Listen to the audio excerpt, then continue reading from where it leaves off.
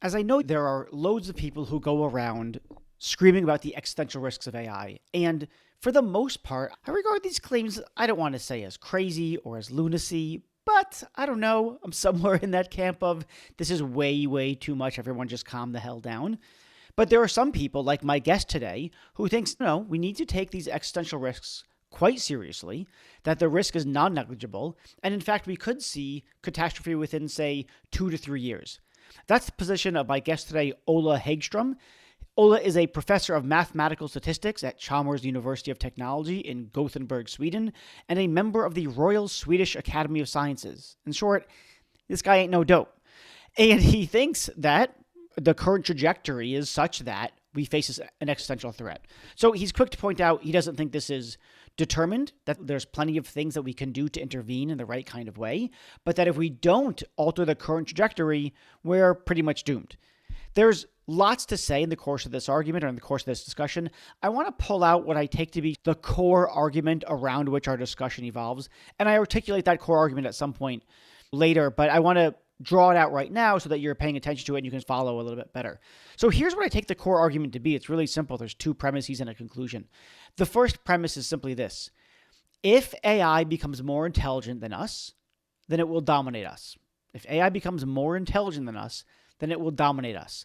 And the basic rationale here is that we humans became more intelligent than all the other creatures and we dominate them. And it's going to be a similar kind of story for AI if it becomes more intelligent than us. That's the sort of basic rationale behind if AI becomes more intelligent than us, then it will dominate. Okay, that's premise 1. Premise 2, AI will become more intelligent than us. This is an inference from Olle's perspective anyway, an inference from where things have gone so far in AI development and so where he thinks that they are plausibly heading. And he thinks that the progress is increasing at an increasing rate, and hence the 2 to 3 year estimate is not crazy in his view. So if you think, number 1, if AI becomes more intelligent than us, then it will dominate, and 2, AI will become more intelligent than us, then of course you're going to include that 3, AI will dominate us. So that's what this conversation revolves around. We talk a lot about each of those premises. We debate about each of those premises. He, of course, asserting their truth, me expressing a great deal of skepticism. And we also have a related discussion about who has the burden of proof in these claims about what's probably or likely going to happen, or whether the risk is negligible or non-negligible. Non-negligible, hard word to say sometimes. So who has the burden of proof? Is it on Olle and his camp? Is it on me and my camp? Of course, I think the burden of proof is on him because it's a more fantastical claim. He thinks it's equally on us, that they don't deserve the burden of proof to show that it's sufficiently likely. And so that's a big part of the conversation that we have. And there's just lots of questions around how do we assign probabilities to things when it's so speculative? What does that look like? What justifies us in assigning a likelihood to these nightmarish scenarios? Okay, that's what this conversation is about. Questions, comments, etc., please email me at em@readblackman.com. As you might know, I have a book coming out called The Ethical Nightmare Challenge. That's coming out in April. You can sign up for notifications about the book launch events, that sort of thing at my Substack, readblackman.substack.com. And I think that's it for now. Oh, last thing, I don't run ads. I used to run ads on this podcast. I don't anymore because they are so annoying. So if you want to support the podcast, also go to the Substack, subscribe on a monthly or an annual basis. And that's it. Let's go talk to Olle and why we are probably all doomed. Okay, so Olle, if I have you right, things look grim. You think that AI is on a trajectory essentially to, I don't know, I'm going to say very strongly, you couldn't tell me to reel it in, but to wipe out humanity or poses existential risk to humanity, that if we keep going on this path, that humanity as a whole is in trouble? I think there's such a risk, but I immediately want to emphasize that nothing is written in stone, and it's still up to us collectively, the human race or our civilization, to change trajectory. Yeah, okay. So I want to ask a question eventually about how do we change trajectories. Are you calling for, I'll just ask you now, are you calling for the stop or the cessation of research into further developments of AI? Are you calling for certain kinds of regulations or something like that, international regulations or standards that ban certain kinds of AI activity? What does it look like to change our trajectory? I would not argue for banning AI research across the board. because there are Okay. lots and lots of what you could call narrow AI applications, various kinds of, let's say, medical image analysis stuff and such stuff like that would... Sure. Can I read the X-ray, see if the bone is broken? That doesn't seem like the kind of thing that could end the world. Yeah. But I do think that the leading AI companies developing the very frontier large language models are playing with fire, and it would be better to put a pause to their activities until such a time as they can get their act together and show that their stuff is not dangerous. And they're not capable of giving such assurances at present. Yeah. To the contrary, they actually keep saying shit's going to go sideways, and just FYI, and we're doing our best, but things don't look great. Or messages are mixed. But yes, right. Okay, so just recently, Sam Altman tweeted about how the cyber technology, the cybersecurity aspect of their preparedness framework, that their models are about to hit level high, meaning, so they're doing this monitoring process to check their models for having potentially dangerous capabilities. And they do this in various categories. Cybersecurity capabilities is one of these, and when they hit level high, they have this self-imposed restriction that they need to carry out safety aspects until the point where they have brought down the level. Is it that people can use a tool like ChatGPT to engage in cyber activities, hacks, cyber warfare, etc.? Or is it that the AIs can do it, as it were, autonomously, as they like to say? They can do it on their own? What's the nature of that? I think it's both. The higher you go on the threat scale, the more independently will these AIs be working. I think that we typically talk about misuse versus misalignment of these models as a binary thing. And I think there's quite a big grayscale in between, because in either case, we will see some sort of cooperation between human actors and AI actors. And it's not clear that it's always going to be easy to tell who is the guy running the show here, who is taking the initiative.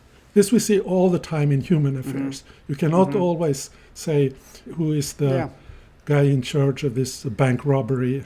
The originator of the... But, so what do you... So what do you want them to do? Is the idea that you think there should be government intervention in the extent to which they develop these things? So let's say is what you want something like an international standard for what constitutes too high risk, such that research and development needs to be paused until certain things are figured out? Absolutely government intervention. And I know that the political situation is somewhat turbulent and complicated in the United States right now. Certainly in the US. So not everybody is super optimistic that this can happen within a 3-year time span or so from now. But is that the timeline that you have in mind when you say the end is nigh? It's something like 3 years. 3 years? Is quite possible. The end is nigh, given the caveat that unless we change course. 3 I'm years. not saying that anything will definitely happen in 3 years, even if we don't change course, because I don't have a crystal ball. Nobody knows the exact timelines. So the reasonable thing to have, if you think seriously about timelines, is to have some kind of internal subjective probability distribution for when the big breakthrough comes. And 3 years is certainly within reasonable such probability distribution. So anyway, this thing that Sam Altman said was, we are preparing for this, as one part of this preparation, we expect to provide some sort of tools or frameworks or something for defensive cybersecurity work. And when he says this, he says, we're releasing this model which is super dangerous, and we're handing out also this antidote, or planning to do it. It's a little bit like if you have a pharmaceutical company releasing highly pathogenic virus on the world and simultaneously handing out the antidote. I think that's maybe even the plot line of a Mission Impossible movie or something like that. And what Altman and OpenAI are doing here is a bit like that. So in your mind, there's various different ways that people think here's why things are going to go so poorly unless we change trajectory. It's usually something like a misalignment, as you said earlier. It's something like the AIs.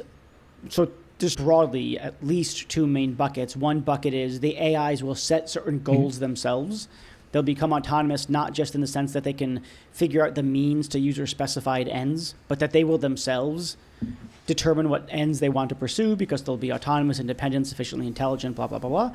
And then, of course, the ends that they choose might be incompatible with human flourishing, might be more compatible with human suffering or elimination. So that's one I'm sort not of sure big that the bucket. term And then there's choosing their ends is the right one here. It's more how this huge training process that these companies are doing in the development of these AI models.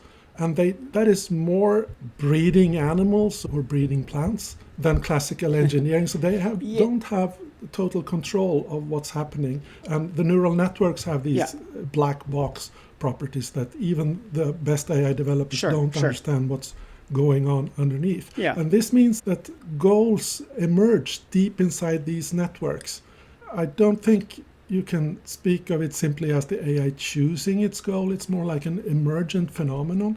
And this could hit goals that are antithetical to human flourishing, or it could be just as dangerous if these goals are just not caring about the human aspect and caring about something entirely differently. So let me put it slightly differently. So there's a way of the AI coming to have goals that we don't give it, that it is to be ambiguous. It comes up with it itself. And that could mean a kind of, if you like, accidental, non-intentional bubbling up of goals that sort of gurgle up from its training data somehow. Or you could think, in the way that people, human beings, think about, hey, what should I do with my life? Should I pursue this or should I pursue that? Okay, I'm going to do that. That's a choosing of an end, a choosing of a goal. Maybe because it reaches, so they say, a certain level of intelligence, that's the way that it chooses some new goal. So maybe it's the bubbling up. Maybe it's the sort of rational deliberation, something that looks like rational deliberation. That's one bucket. And then the other bucket is, it's going to pursue our goals, user-specified goals, but it's going to do so in a way that turns out to be incompatible with human flourishing. And this is the famous paperclip example, right? Where you say, hey, make as many paperclips as you can. And then it says, okay. I mean, good means to that end is stripping the human body of metals so that it can make more paperclips.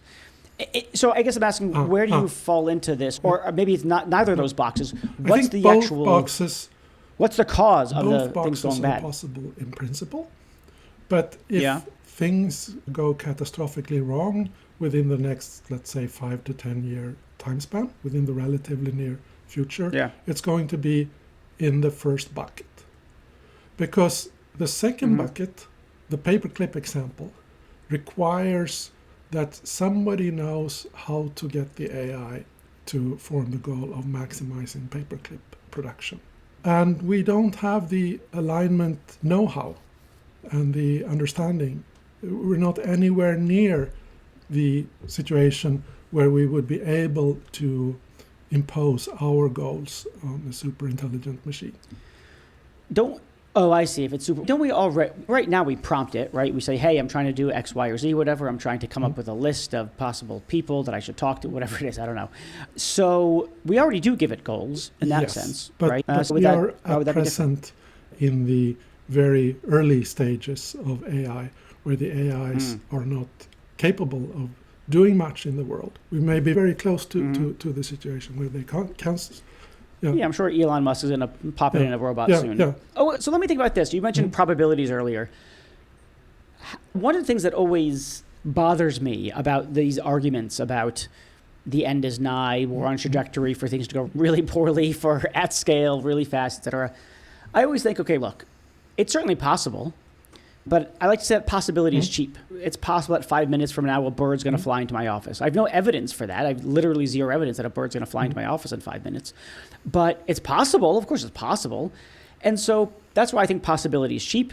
It's easy to come by. Evidence is difficult. And when it comes to these claims about it's possible that the AI bubbles up goals of its own that are incompatible with human flourishing, and then it pursues those goals, it's effective at pursuing those goals, and that means that humanity is wiped out, yada, yada. Like, okay, yeah, that's possible. But how do I even begin to think about probability here? I'm talking about 10%, 1%, 0.00001%? How do I think of the probability of that versus the probability of climate change wiping us out or some other kind of catastrophe? How do you even begin to think about probabilities here in a way that, is informed, not a blind guess, and in a way that comes with sufficient, it's sufficiently persuasive such that we think, we really need to devote resources now to changing the trajectory? That's an excellent question. And part of the reason that it took a good deal of time for me to start thinking seriously, probabilistically about this, is that my educational upbringing with a PhD in mathematical statistics was all about only giving numbers and probabilities when we have exact mathematical models for something. And when I give probabilities, I only make statements about the models, and I don't pretend that the model and the world is the same thing. Now, in the present situation, where we stand in front of, on the threshold of something entirely unprecedented, things are really too hard to make exact mathematical models that allow for probabilistic calculations. So therefore, we need to let go a little bit. We look at all the kinds of evidence that we have in front of us, and then because of the complexity of the situation, we cannot calculate the probabilities, but we have to make reasonable judgments. And I think that's worth doing. I told you, because of my background, I had this resistance against doing that, but I think it's better to, when you and I talk about risk levels, and I want to communicate what I think about a certain risk level, it's better if I give a percentage number than if I say something very vague along the lines of not super likely, but sufficiently plausible that we should pay attention to it. Because when I say things like that, there's so much room for different interpretation on your part. But if I give the percentage, better what I'm talking about. So we have to admit that this is really difficult and that the stuff we are talking about is imprecise. And if I talk about unprecedented event happening 3 or 5 years into the future, then any number I give has to be taken as a very rough number. Yeah. I get, of course, that we're essentially engaged in some kind of empirical speculation. In the climate change arena, there's less speculation because there's so much data from which to draw inferences and to notice patterns and blah, blah. It's still a phenomenally difficult science. There's so many variables, probably countless variables. And so prediction models is difficult, but it's not validated in a regime which we expect not to entirely leave.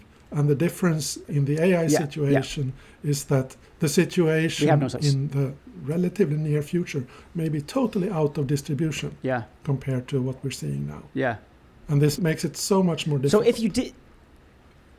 Right. So I guess my question, though, was then I look at this sort of question about probabilities, and I want to just say, we don't really know.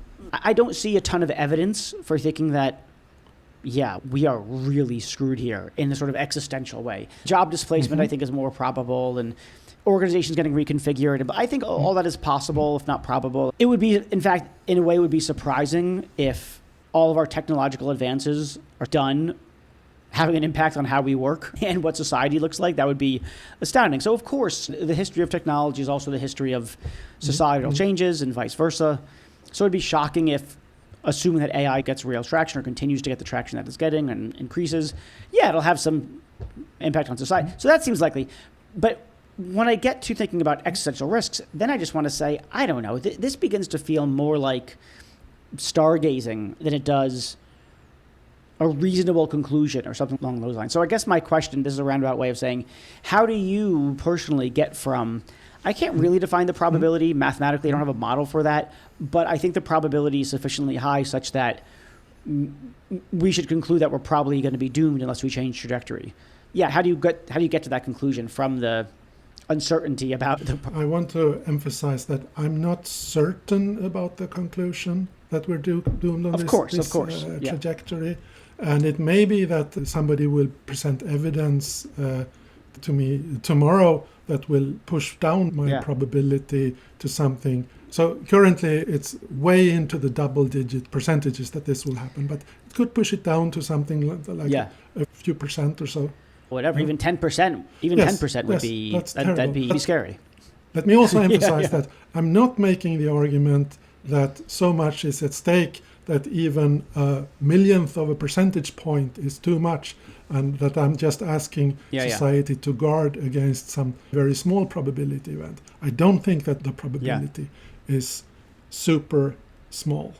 I can certainly feel like the intuitive or emotional force of the argument that you're making, that this kind of existential catastrophe event is so out of distribution compared to our present experience that this seems like just pure guessing or so. And I think it's very common for people to think like that and then to conclude that therefore we can treat the probability as being zero. And that's a mistake that I think we should not make.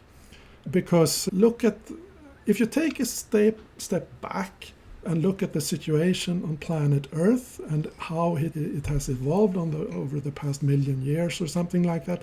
1 million years ago, humanity was nothing special. We were a bunch of hominoids running around on the savannah. It might even have been difficult for an extraterrestrial looking at this situation and pointing at our ancestors and saying, these are the guys that will be taking over the planet. But we gradually we got smarter and we managed to take over more and more. And at present, there's no arguing about any other species having anything near like our domination. We're really the masters of the planet at this point. And why is that? It's not that has nothing to do with physical strength. Chimpanzees are much stronger than you or I am. Sure. Not anything to do with physical endurance either. It's all about our intelligence, individual and collective intelligence. And if we ever get into the situation where we create something that pushes us back on the list of the most intelligent species on the planet. If we fall back to second, that's going to create a very different situation. And if this experience that the smartest guys on the planet are the guys who rule the planet, then you realize that our future trajectory from the point where we have created this superior species will depend on what this superior species wants. Okay, so this used to be a very long-term problem. If we had this conversation like 6 or 7 years ago, I would have said that this is at least decades into the future. We have plenty of time to think about. It's good if we start thinking already, but we do have time to think. But now the trajectories are much, much faster. If you plot how deep problems large language models can solve, measured in terms of how long these problems take for human experts to do, then you get an exponential plot where in 2019 we had just GPT-2. They can only do 1 second or 2 second easy yes no question stuff like that. And then gradually we got better and better models, and now they can handle problems that take a human expert within the domain of software engineering, mathematics, and so on. Hours. This is an exponential increase. You can fit an exponential, and it points towards, if you look at the interval 2019 up to now, it looks like there's a doubling time of 7 months. If you look more recently from 2024 up to now, it looks like an even faster doubling time. So it looks like we are on a quite fast trajectory where we have to start to take seriously that within the next few years we'll hit the point where the AIs can start to seriously self-improve, take over the role from us humans, the role of being in charge of the AI development, and that can lead to extra acceleration. So that leads to the possibility that we will actually get into this situation that we are the second or third or even lower species on the planet in terms of intelligence. At such a point, so much will depend on what these superior beings are inclined to do. And this is why AI alignment is such an important problem.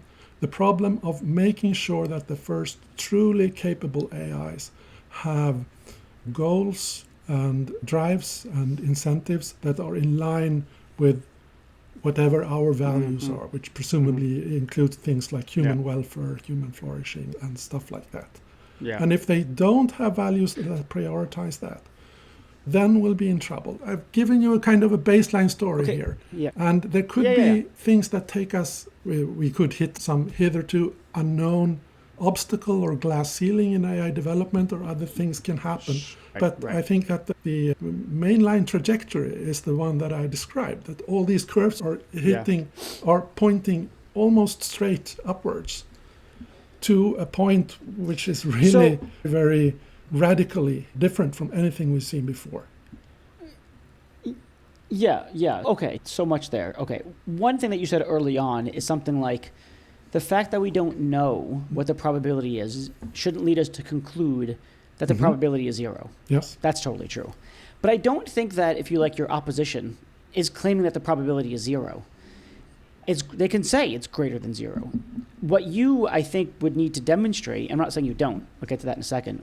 What you would need to demonstrate is that the probability is sufficiently high such that it warrants our attention and devoting resources to it in the face of competing priorities. So it's not the claim that the opposition isn't saying, no, we don't know, therefore the probability is zero. It's, we don't have enough evidence to think that it's sufficiently high such that it needs to take up our attention, time, resources, financial and otherwise, over, as compared to certain immediate disasters, climate change, certain political concerns about whether democracies are doing well, or X, Y, blah, blah, blah. So I think that is a much harder thing to demonstrate. That no, it's the probability is sufficiently high. Such that, okay.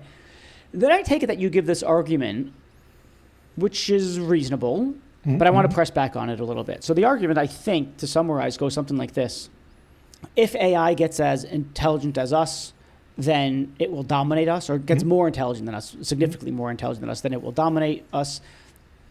That's premise one. Premise two is it's going to get there, or at least probably it's going to get there. And so the conclusion is probably we're going to get dominated by AI. That's, I think, the core claim.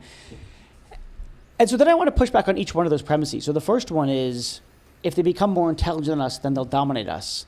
And I take it the justification that you gave for that claim is, look at the animal kingdom.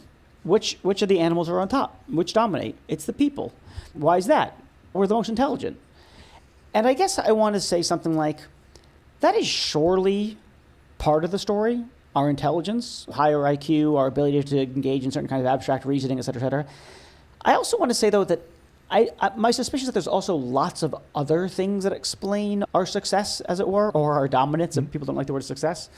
I'm not sure exactly how to characterize this, but obviously there's culture, there's collaboration, there's a sort of, if you like, the less than rational part of our brains, the sort of, if you like, I don't want to draw a too tight a distinction between the intelligent part and the emotional part, far from it, but there's our loving relationships, there's jealousy that spurs people forward to invent things. There's a whole motivational profile, like we're a very complicated motivational stew, each one of us individually and certainly across all of humanity, that explains why we've done the things that we've done, including I invented the thing because I wanted to get the girl, right? So there's things like that. So just, if you like, boil down human dominance to the fact that we have something like a higher IQ seems to me too narrow an explanation of our dominance. And then the question is, are the other variables that are at play also present in AI? And I'm not persuaded that they are. So that's the first pushback against that first premise. And then the second one, you already said it, but I'll reiterate it, which is something like, that second premise is AI is going to get there.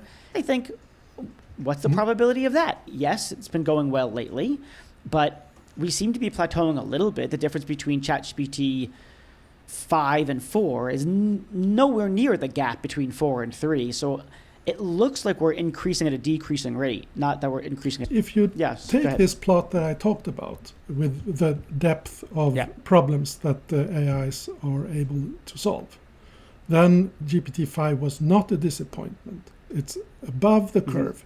GPT 5.2 is also above the curve, and the latest Claude Opus model as well. I think that there was Sure. I'm not saying it's not increasing. It's not. I'm not sure that it's increasing at an increasing rate. It looks to me like it's increasing at a decreasing rate. in an increasing rate. So Okay. what you're doing here is that you propagate a narrative that got very popular in August this year around the release of GPT-5. And this was due to various factors. They promoted the model prior to release in a very bombastic way that set true. up for Absolutely. disappointment. It's also the case that there were so many models released in the meantime between GPT-4 in, I think it was in March 2023, and then GPT-5 in August last year, that people, when people intuitively evaluated GPT-5, they compared it to the latest models that they had seen, but they were way ahead of where GPT-4 had been 2 years earlier. So I think I really want to push back against your pushback about things slowing down. They are not. They are going as fast or faster than ever. Then your other part of the pushback was about intelligence and domination, and what you're saying is essentially things are more complicated than that. And I buy that. It absolutely is. And there's no way that I'm going to be able to give you a full story of what we can expect to happen that you cannot counter by suggesting further complications that could throw a spanner in the works. Right. And so on. Yeah. I also don't have a perfect model of the world and of the AI world that leads me to perfect predictions. But there's a tendency in this kind of discussion that people want to put the burden of proof, the burden of evidence, on those of us warning that things can go wrong. And I think that you're asking for evidence, and that's totally reasonable, and I can't just pull things out of the blue saying this is so dangerous that we had to adapt the entire society because of this very out of the blue danger. That's not okay. But the burden of proof has to be at least somewhat symmetrical. And I think when you look at these AI companies, when they are releasing their models and they are releasing something that is more capable, more intelligent, more able than any AI released before, and we have seen various examples of things that they can do in the realms of biotechnology, cyber hacking, persuasion, stuff like that. And these companies are unable to give anything like reasonable guarantees that these things are not going to wreak havoc in the world. I want to pause on the burden of proof point, because I think that's a great point. And I think you're right that my presumption is something like, the burden of proof, the people who own the sort of, or have the bigger intellectual lift, as it were, are the doomers, the people who think that things are really going to go sideways. And you said that the burden should be equally shared, that there should be a presumption that the doomers have a bigger intellectual lift than the sort of keep calm and carry on folk. But let me push against that a little bit. So there's, I don't know if I know you're a mathematician, but maybe you read a little bit of David Hume at some point.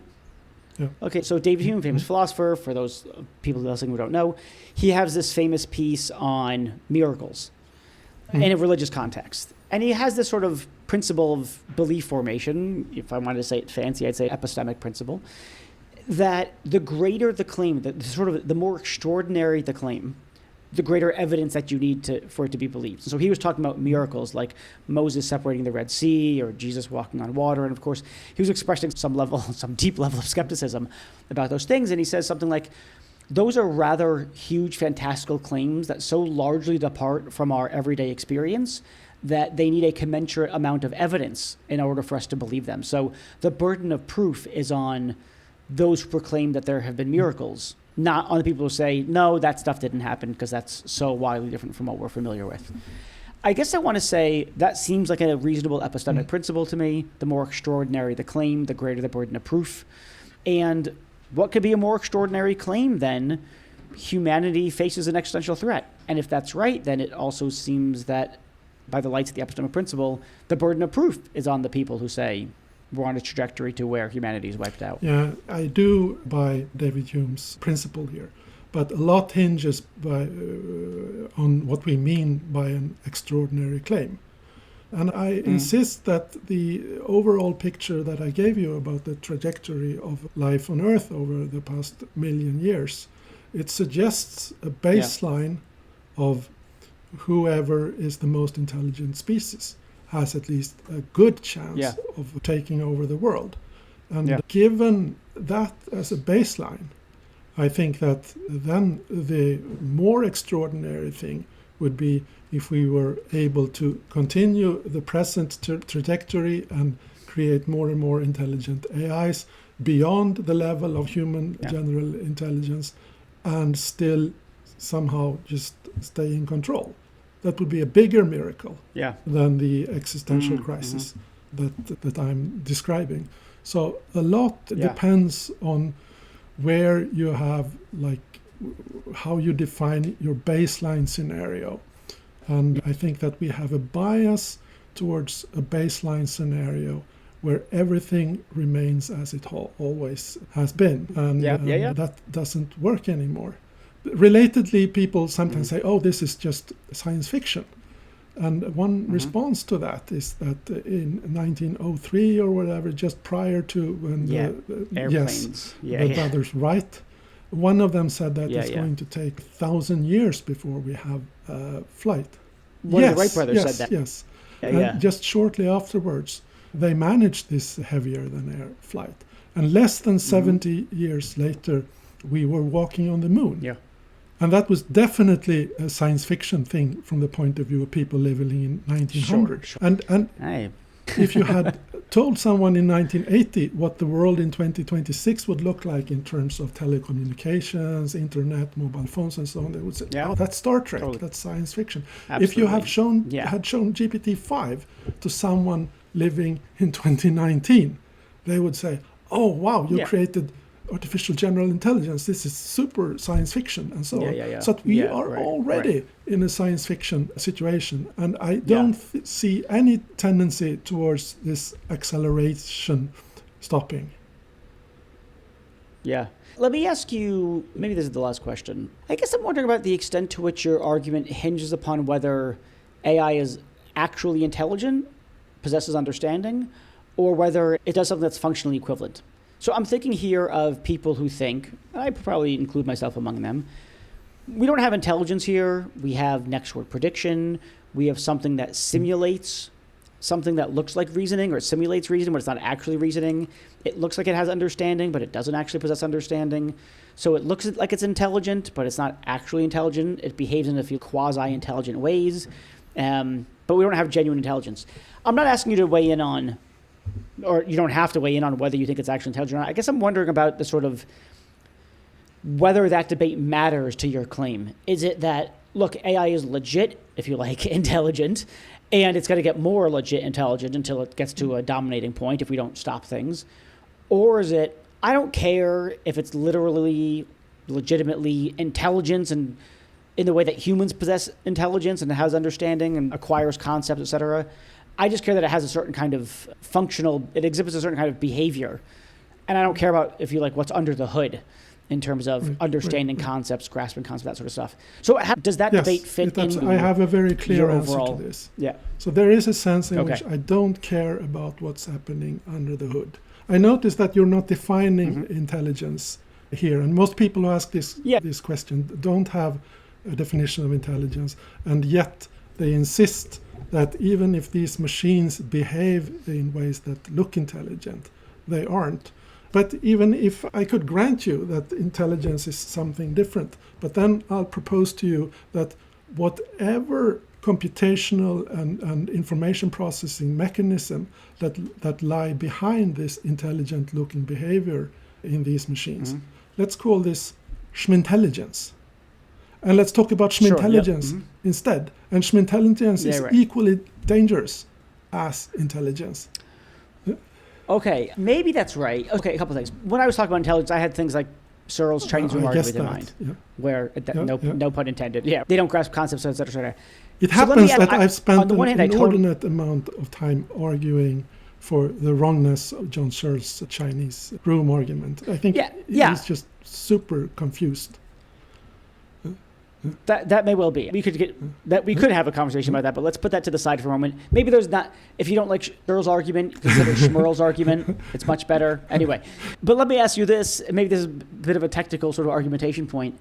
The original argument was we've seen intelligence grow from, if you like, ants to dogs to pigs to octopus, whatever. Now we have humans. We have the most intelligent, and so when you've got the most intelligent creature on the planet, they tend to dominate. And then you say, I don't know if they're schmintelligent. Does the argument still work then, or now do you have to have a different argument where schmintelligence also leads to domination and not just intelligence? No, I think that if you decide to have a definition of intelligence that rules out non-human intelligence, then I have the right to switch to talk about schmintelligence, because that's the thing that really matters. The ability to perform intelligent-looking behavior. It's like functionally equivalent to intelligence. So this is what matters. Yeah. So it's not intelligence, it's whatever functionally equivalent to intelligence that matters. Yeah, that's plausible. Okay, I gotta say, I'm not sure where all that seems not unreasonable. Yeah. I think that it makes a lot of sense to be agnostic about this. But if you look at this from the point of view of the man in the street, when you hear last year's physics Nobel Prize winner Geoffrey Hinton, who is the world's second most cited AI scientist, talk about this as a real threat, and Joshua Bengio, who is the world's most cited AI scientist, he says the same thing. And the leaders of the leading AI labs have all admitted that extinction risk is something that we should think clearly about. So there's not a full consensus among top AI researchers, but there are enough people at the very top of the AI research food chain that say that this is a real risk. And at that point, I think dismissing it and saying it's science fiction, or saying that it's a miracle that on human grounds we can rule out. But I think now you're mischaracterizing our opposition. But I think now you're mischaracterizing the opposition again, because I think it's not about that's all science fiction, that's BS, I think you have to show that it's sufficiently likely that we need to take it seriously relative to other priorities that we have. So I actually have one more question. I have a bunch more questions. One thing just to say, by the way, is you can wheel in your experts, Joshua Bengio, et cetera. The other side is going to wheel in their experts, like Jan LeCun, who says, chill out, everyone. But note that Jan LeCun, who is known for having longer timelines than these guys, nowadays he talks about 5 to 10 years until we have human-level intelligence. Does he? He does. You can check that. Oh, that's interesting. I will. That's interesting. I thought... Anyway, okay. The thing that I wanted to ask you was actually about decisions in the face of uncertainty. So I take it that, I don't know, there's 2 ways that things can go, or at least 2 ways that things can go. You say something like, I don't know if A or B, but it's more likely that B, so let's just go with B. And I'm going to act as though B is going to happen and not A is going to happen. That's one way you could go. So you place a bet. You take the various alternatives that you've got, you don't know which alternative is the right one, and you place a bet on one over the other, and you proceed accordingly. Something like that, right? Another thing to say is, no, don't do that. How should you act? So one answer to the question of how you should act in the face of uncertainty is place your best bet and go with it, and then act accordingly with what you bet on. But I feel like there's another way of proceeding, which is something like, I don't know whether A or B.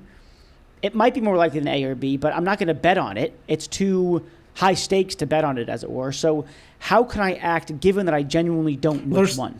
Yeah. And that seems to me equally right. So there's a whole field, almost its own academic discipline on the boundary between economics and philosophy, which is decision theory, which addresses this question. Yeah, of course. And there's a beautiful body of 20th century work on this, that if you take it all together, it very strongly suggests a notion of rationality, which dictates that when you stand in this choice between, do I think the world is according to A or according to B, you have to be Bayesian. You have to assign probabilities to these events and then go ahead and maximize expected utility, whatever that means. You have to define also.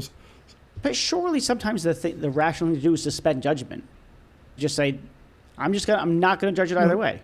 I just don't know. This is not what the theory says, and I think that is misguided in a situation of great danger. Yeah, so much the worse for the theory, I say. Yeah. Individually, we should always suspend judgment in the sense that we will be open to further evidence. But if suspending judgment means the default just not doing anything about the situation, then that is terribly dangerous. And if we follow that trajectory now to the present problem, I think that we will go catastrophically wrong. All right. I think you persuaded me that I need to have a whole separate conversation on decision I think that theory. that would be worth it. Okay, I'm on it. All right. This has been really fascinating. Thank you so much. I think you've done a really beautiful job of laying out the position, defending it admirably. And very interesting to say the least. And if you're right, utterly urgent. Thank you so much. Thanks so much. Bye-bye. Thanks everyone for listening. I hope you enjoyed the episode, and I want to thank a few people who make this all possible. Delano Alexander, he's my producer. He does such an amazing job on everything that he touches. Garrett Lang is the sound engineer. That's honestly, he's too good for me. Athmia Jairam has joined us recently. He's helping us find the best guests to bring onto this podcast. And Ashley Wassilenko helps us organize all this, get people on the schedule, get people's bios, headshots, and really keeps the train on the track. So thanks, guys. Really appreciate all the hard work you do.